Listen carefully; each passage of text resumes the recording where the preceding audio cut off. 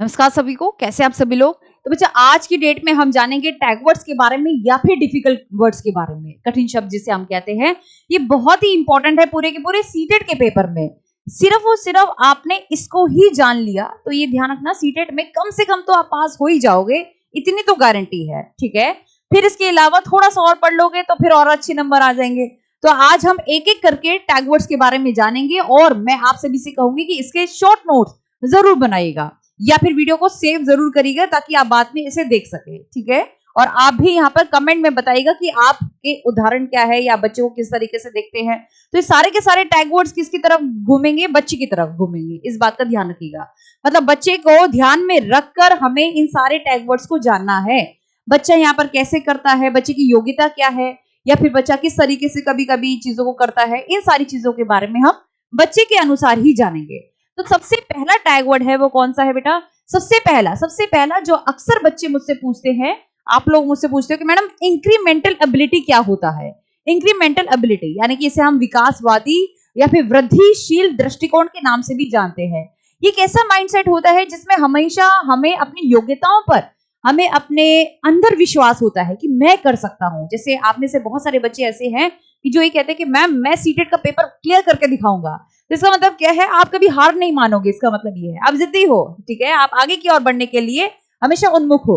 तो इसको हम कहते हैं बेटा, इसको इंक्रीमेंटल व्यू ऑफ एबिलिटी। जब भी ये प्रश्न पत्र में आएगा तो आप क्या कहोगे? सकारात्मक होगा, ये लगाना है आपको ध्यान में रखकर। ये आता है और आंतरिक पुनर्बलन एक ही बात होती है कि हम अंदर से प्रेरित है किसी भी काम को करने के लिए। तो इंक्रीमेंटल क्या है? एक सकारात्मक शब्द है, इस बात का ध्यान रखिएगा। अब इसी के विपरीत कौन सा आता है? इसी के विपरीत होता है एंटिटी। एंटिटी मतलब स्थिर दृष्टिकोण, जिसे हम फिक्स माइंडसेट के नाम से भी जानते हैं। मतलब ऐसे लोग अगर इस तरीके से दृष्टिकोण होगा, वह हमेशा कहेंगे मेरे बस की नहीं है, मैं काम नहीं कर सकता हूं, या मेरे अंदर वह योग्यता नहीं है, या फिर मजबूरी का बहाना लगाएंगे। तो जब भी ऐसे नेगेटिव या नकारात्मक दृष्टिकोण हो, इसका मतलब ऐसे भी बच्चे होते हैं ना क्लास में जो हमेशा कहते हैं कि नहीं मुझसे ना हो पाएगा। तो ये ध्यान रखिएगा, ये एक नकारात्मक शब्द है। कभी भी ये आए तो ये हमेशा प्रश्न पत्र में गलत होगा। ये टैग वर्ड्स आधे से ज्यादा पेपर जो है वह आपके हल कर देते हैं। और यदि गारंटी के साथ कहती हूँ, इन सभी टैग वर्ड्स को अगर आप जान गए तो आपका पेपर बहुत आसान हो जाएगा। मतलब आपको लगेगा कि बहुत आसान पेपर हो गया है, ये सारी की सारी शब्दावली जो है हमें आती है। ठीक है, फिर यहाँ पर आता है क्या? एक यहाँ पर मुझे बहुत सारे बच्चे कहते हैं कि मैम महारत क्या होता है? महारत उन्मुखी या फिर निपुणता उन्मुखी, इसे हम मास्टरी ओरिएंटेड लर्निंग भी कहते हैं बेटा। मतलब मास्टरी का मतलब क्या है? महारत पर हमारा फोकस होता है, यानी कि हमारा जो फोकस होता है जैसे ना इर्द गिर्द देखने पर नहीं होता, हमारा फोकस सिर्फ सिर्फ लक्ष्य पर होता है, अपनी योग्यता को बढ़ाने के ऊपर फोकस होता है। या फिर यूं कह लो कि कोई भी मनुष्य या कोई भी बच्चा ऐसा है जो सिर्फ और सिर्फ अपनी योग्यता पर ही काम करता है, उसके अंदर कोई जलन की भावना नहीं है, कोई लालच नहीं है, वह कौशलों को बढ़ाने के लिए काम करता है या फिर पर्सनल ग्रोथ के लिए काम करता है। इसे हम क्या कहते हैं? मास्टरी ओरिएंटेड या फिर महारत उन्मुखी लक्ष्य। ठीक है, ज्ञान को हासिल करने के लिए काम करता है। उसका मकसद ये नहीं होता कि मेरे को इससे अच्छे नंबर लेके आने हैं, उसका मकसद ये नहीं होता है कि मुझे अच्छे स्कोर्स लेके आने हैं, नहीं होता है। या फिर कोई लालच या फिर कोई प्रशंसा के लिए काम नहीं करता। तो ये क्या है? एक सकारात्मक शब्द है, ये ध्यान रखिएगा, सकारात्मक है। फिर इसके बाद आता है क्या? इसके बाद आता है निष्पादन उन्मुखी, मतलब इसी के विपरीत है। निष्पादन उन्मुखी में बिल्कुल अपोजिट है। जैसे मान लो कि यहाँ पर बच्चा कार्य करेगा किसके लिए? पैसों के लिए, प्रशंसा के लिए, जीत हासिल करने के लिए, या फिर अच्छे स्कोर के लिए। उसके अंदर जलन, द्वेष, ये सारी भावना होती है कहीं ना कहीं, और जिस वजह से वह अच्छा प्रदर्शन करने की कोशिश करता है। जैसे आप में से बहुत सारे बच्चे ऐसे हैं जो इसलिए काम कर रहे हैं, इसलिए सीटेट का पेपर दे रहे हैं क्योंकि उनको अच्छे नंबर लेके आने हैं, या फिर अपने दोस्तों में से अच्छा अंक प्राप्त करना है, या फिर माँ बाप के सामने ये रखना है कि हाँ भाई हम कुछ कर रहे हैं, या उनकी प्रशंसा चाहिए। ठीक है, तो एक नकारात्मक है क्योंकि यह भारी पुनर्बलन की वजह से कार्य कर रहा है। भारी मतलब एक्सट्रिंसिक मोटिवेशन यहाँ पर कार्य कर रहा है, इसलिए नकारात्मक शब्द होगा। फिर चलते हैं हम किसके ऊपर? फिर यहाँ पर एक प्रश्न आता है, बहुत बार प्रश्न आते हैं इस तरीके से कि एक छात्र कठिन कार्य से बच रहा है और मुख्य रूप से आसान कार्य के लिए प्रशंसा प्राप्त करने से चिंतित है, यह व्यवहार कैसा होगा? तो जब भी प्रशंसा की बात होगी तो आप क्या कहेंगे? इसका मतलब क्या है? निष्पादन उन्मुखी व्यवहार, यानी कि परफॉर्मेंस ओरिएंटेड लर्निंग या प्रदर्शन उन्मुखी शिक्षा के नाम से भी इसे हम जानते हैं। ठीक है जी। फिर यहाँ पर बहुत कंफ्यूजन होती है, अधोमुखी क्या होता है, ऊर्ध्वमुखी क्या होता है, अधोमुखी को हम क्या कहते हैं? देखिए बेटा, ये टॉप टू डाउन अप्रोच है। टॉप टू डाउन का मतलब क्या होता है? कभी भी देखना, आज भी हम अपने बच्चों को हम कैसे पढ़ाते हैं, सीधा ए फॉर एप्पल नहीं सिखाते हैं। 2 साल का बच्चा, 2.5 साल का बच्चा होता है तो उसको सबसे पहले क्या सिखाया जाता है, कहानी, गीत सुनाते हैं, कभी पोएम सुना दी। फिर उसके बाद धीरे धीरे 3 साढ़े 3 साल में हम उसको A for apple, B for ball या अ से अनार, ये सारी चीजें सिखाते हैं। तो जब भी इस तरीके से बात हो तो ध्यान रखना, ये बात बहुत जरूरी आती है। कभी भी हम बच्चों को कैसे पढ़ाते हैं, सबसे पहले कहानियां, गीत, चित्र वगैरह इन सारी चीजों को दिखाते हैं, फिर वाक्य, फिर वर्ण, फिर अक्षर, फिर ध्वनि, फिर अ से अनार आएगा, ठीक है। और यहाँ पर जब भी प्रश्न में पूछा जाए, एक बात और नोट कर लो, जब भी हम किसी भी बात के अर्थ को समझने का प्रयास करते हैं, या फिर कभी कभी प्रश्न ऐसा भी आता है कि बच्चा पिछले अर्थ को समझकर अनुमान लगा रहा है, तो हमेशा अधोमुखी उपागम ही यहाँ पर उत्तर होगा, यानी कि टॉप टू डाउन अप्रोच होगा। अब ये अच्छी है कि बुरी है, ये अच्छी है, यानी कि एक सकारात्मक शब्द है, ठीक है। और अगर हम बात करते हैं क्या, अगर हम बात करते हैं ऊर्ध्वगामी उपागम की या फिर बॉटम अप अप्रोच की, तो ध्यान रखिएगा, टॉप टू डाउन अप्रोच से इसे हम सकारात्मक तो नहीं कह सकते, लेकिन पूर्ण रूप से नकारात्मक भी नहीं कह सकते, क्योंकि ये आज भी भारतीय देश में ऐसी चीजें होती आई हैं। तो इसलिए हम यहाँ पर टॉप टू डाउन के अप्रोच में अगर हम कंपेयर करेंगे तो यह अप्रोच थोड़ी सी कमजोर है। कमजोर क्यों है, क्योंकि ये रटने पर जोर देती है। यहाँ पर हमारा फोकस सबसे पहले बच्चों को ध्वनि पर होता है, यहाँ पर अर्थ पर नहीं होता है। यहाँ पर बच्चे को रटने पर बल दिया जाता है, जैसे मान लो 1 2 3 4 5, या फिर बच्चे को हम A for apple, B for ball, C for cat सिखाते, ये रटने पर ज्यादा प्रयास है, समझने पर नहीं है, ठीक है। तो यहाँ पर उल्टा होगा बेटा, यानी कि सबसे पहले ध्वनि सिखाई जाएगी, फिर अक्षर, फिर वर्ण, फिर वाक्य, फिर कहानियां आएंगे, ठीक है। तो सबसे पहले आपने देखा होगा कि बच्चों को इस तरीके से सिखाते हैं, तो ये गलत तरीका होता है, ये सही नहीं होता है, ये रटने पर बल देता है। फिर आता है क्या, फिर बहुत सारे बच्चे हैं जो पूछते हैं कि मैम मानकीकृत परीक्षण क्या होता है, मानकीकृत या फिर मानदंड, ऐसे ऐसी चीजें पूछते हो। भाई क्यों पूछते हो, इसमें कुछ भी नहीं है। स्टैंडर्डाइजेशन का मतलब क्या होता है, एक मानक सेट कर दिया है। जैसे मान लो सीटेट की परीक्षा आप दे रहे हो, एक मानक है कि 150 में से जनरल कैटेगरी का 90 नंबर वाला ही बच्चा पास होगा, और अगर SC ST या OBC की बात करें, मानक है। मानक मतलब एक तय सीमा है कि 82 नंबर वाला ही पास होगा। तो ये ध्यान रखिएगा, इसका मतलब मानकीकृत, एक मानक बना दिया है। ये अच्छा है बुरा, नकारात्मक शब्द है। नकारात्मक इसलिए है क्योंकि देखिए कोई भी चीज अगर हम फिक्स कर देते हैं ना, लचीली नहीं होती है या स्थिर होती है, तो ये नकारात्मक में जाएगी। ऐसे पुराने जमाने में होता था कि CBSE बोर्ड में बच्चे से एक्सपेक्टेशन, मानक तैयार कर दिए जाते थे, भाई 85 नंबर से कम नहीं आना है, या फिर 90 नंबर से कम आओगे तो फिर घर में घुसने नहीं देंगे। तो ये मानक जो है ना, ये स्थायी होते हैं, मानक फिक्स होते हैं, इसलिए ये सकारात्मक नहीं माना जाएगा, ये नकारात्मक होगा, ये ध्यान रखिएगा। हमारा फोकस इसमें ग्रेडिंग पर होता है, ठीक है। एक यूं कह लो, इसी से निकला है मानदंड, क्राइटेरियन बेस्ड रेफरेंस टेस्ट है, आप देखते होंगे, मानदंड आधारित। ध्यान दीजिएगा, नॉर्म बेस और क्राइटेरियन बेस है, मानक और मानदंड दोनों ही नकारात्मक है। अगर बात आती है समाजीकरण की तो मानदंड सही होगा। अगर बात आती है किसकी, अगर बात आती है नॉर्म्स बेस या फिर क्राइटेरियन बेस, ये दोनों ही नकारात्मक शब्द हैं, ध्यान रखिएगा, ठीक है। ये इसी के अंदर आते हैं।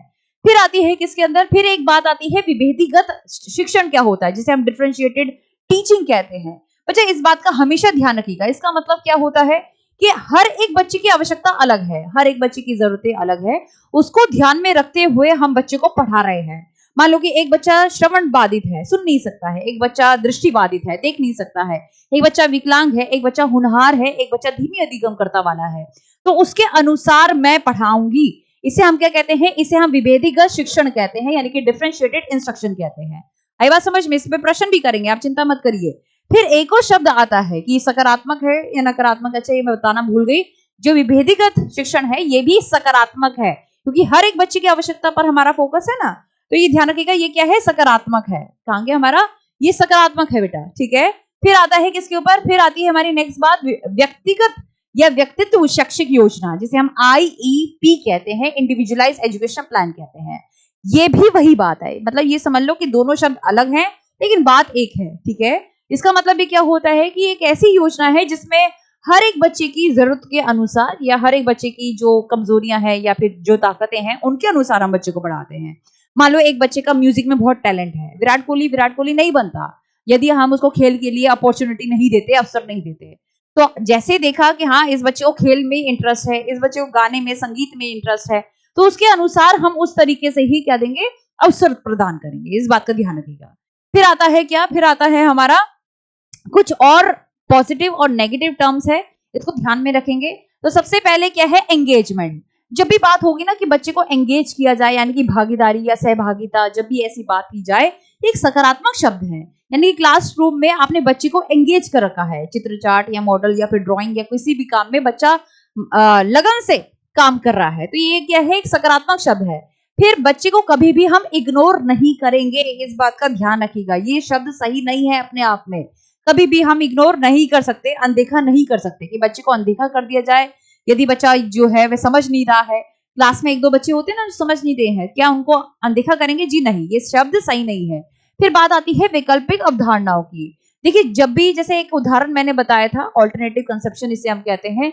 जैसे मैंने कहा था कि अगर आप पूछोगे ना बेटा, छोटे बच्चे को पूछोगे, 3 साल का बच्चा होता है, यदि आप उनसे पूछो कि लाल लाल क्या क्या चीजें होती हैं, तो बच्चा क्या करेगा? बच्चा जो है, जैसे तुम चेरी दिखाते हो तो उसको भी सेब बोलेगा, टमाटर दिखाओगे उसको भी सेब बोलेगा। इसका मतलब कि बच्चे के दिमाग में बहुत सारी वैकल्पिक अवधारणाएं हैं, यानी कि वह एक से दूसरी चीज जो है वह सोच पा रहा है, इस तरीके से आप कह सकते हो। ठीक है, इसे हम वैकल्पिक अवधारणाएं कहते हैं। सकारात्मक है, नकारात्मक है? सकारात्मक है।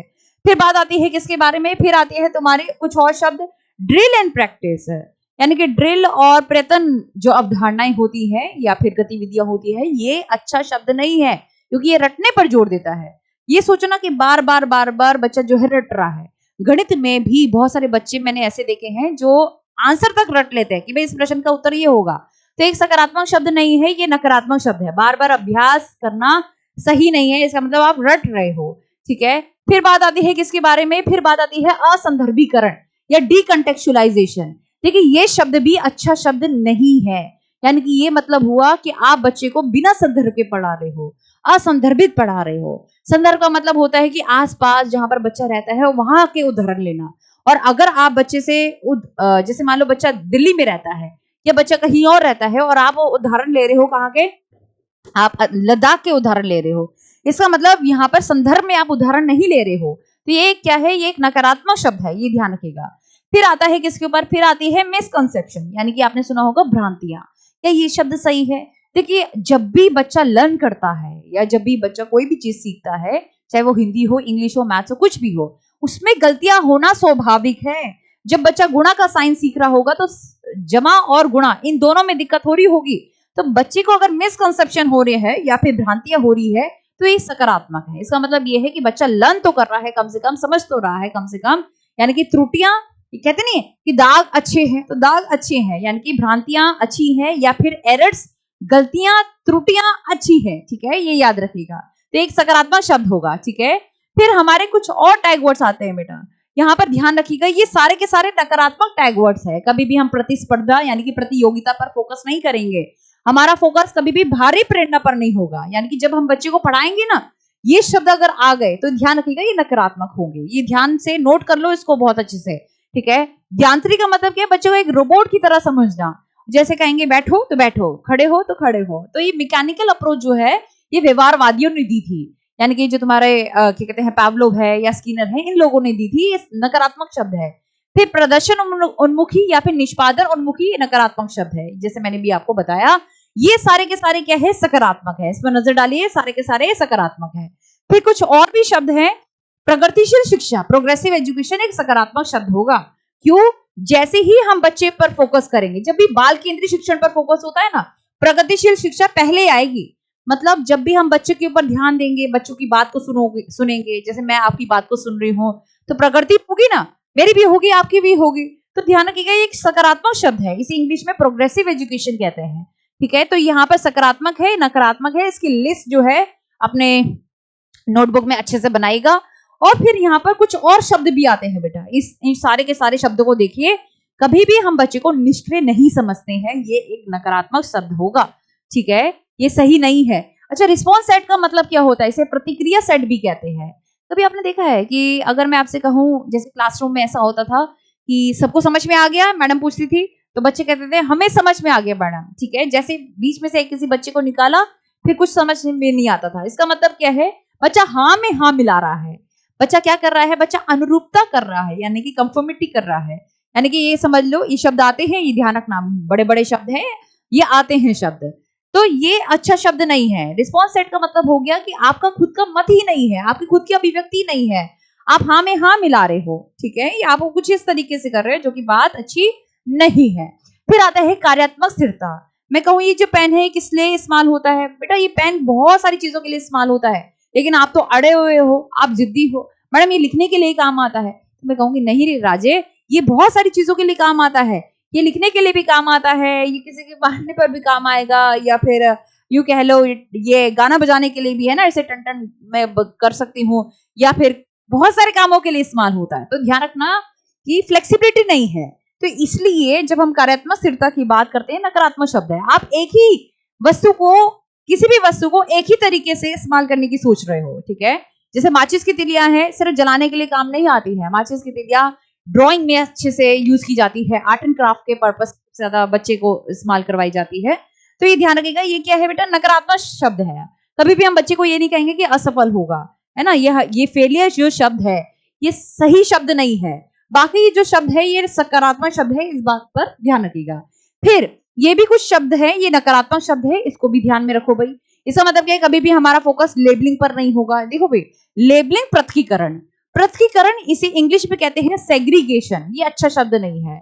अगर मैं कहूं कि अरे तो काला बच्चा है, ठीक है, दूर बैठ मुझसे, लेबलिंग कर रहे हैं, ठीक है, मूर्ख बच्चा है तू, लेबलिंग कर रहे हैं, और वहीं से बच्चा पृथकीकरण होता रहेगा। सेग्रीगेट मतलब अलगाव होगा, सेपरेट हो जाएगा। सेग्रीगेट मतलब सेपरेट हो जाना। जैसे मान लो कि बहुत सारे विशिष्ट बालक ऐसे हैं जो स्पेशल चिल्ड्रन है, अपने आप को ना सेग्रीगेट कर लेते हैं कि भाई हमारी दुनिया ये नहीं है, हमारी दुनिया तो ये है। अलगाव वाली फीलिंग आ जाती है, ये सेपरेशन वाली फीलिंग आती है। तो ये ध्यान रखिएगा, ये शब्द जो है ये सारे के सारे नकारात्मक शब्द है। कभी भी हम रैंकिंग नहीं करेंगे, ग्रेड्स पर फोकस नहीं करेंगे, और ये सारे सकारात्मक शब्द है, ठीक है, क्लियर है बात? अच्छा, और कुछ चीजें जो है, अच्छा और कुछ चीजें जो है इस पर जरूर ध्यान दीजिएगा। कुछ एक आधा प्रश्न भी आता है बेटा कि प्रेरणा के संदर्भ में डैश लक्ष्य व्यक्तिगत विकास और सीखने पर जोर देते हैं, जबकि डैश लक्ष्य दूसरों से बेहतर प्रदर्शन करने के लिए निर्देशित होते हैं। तो इस प्रश्न का मैं चाहूंगी कि आप उत्तर जो है वह कमेंट बॉक्स में दें। अच्छे से इस प्रश्न को देखिए, और इसी तरीके से मतलब कोई चीज मुझसे छूट भी गई हो, मान लो कि इसमें और भी टैग वर्ड्स है, मैम ये छूट गया है, तो मैं चाहूंगी कि आप लोग जरूर पूछें या आप लोग जरूर बताएं। देखिए, जब तक हम एक दूसरे की मदद नहीं करेंगे आगे बढ़कर, तब तक हम पीछे ही रह जाएंगे। मानव एक सोशल बीइंग है, इसलिए एक दूसरे की मदद करना बहुत जरूरी है। तो इसलिए कमेंट बॉक्स में मैं चाहूंगी कि इस प्रश्न का भी उत्तर दें, और कुछ और टैग वर्ड्स है जो आपके दिमाग में आते हैं, आप वह भी मेंशन कर सकते हैं। हालांकि मैंने सारे के सारे जो इंपॉर्टेंट टैग वर्ड्स थे, जो बहुत इंपॉर्टेंट थे, जो बार बार आते हैं, जिससे आपकी परीक्षा सफल हो सके, तो वह सारे के सारे मैंने दे दिए हैं बेटा। लेकिन फिर भी मैं चाहूंगी कि कोई भी चीज अगर रहती है, ठीक है, क्योंकि शॉर्ट वीडियो को हम शॉर्ट में रखेंगे, लंबे में नहीं रखेंगे, इसलिए मेरे को थोड़ी सी तेज बोलना पड़ता है। तो आशा करूंगी कि आपको समझ में आए सारी की सारी बातें। ठीक बेटा, कोई भी दिक्कत हो फिर भी आप बता सकते हैं मुझे। नमस्कार सभी को।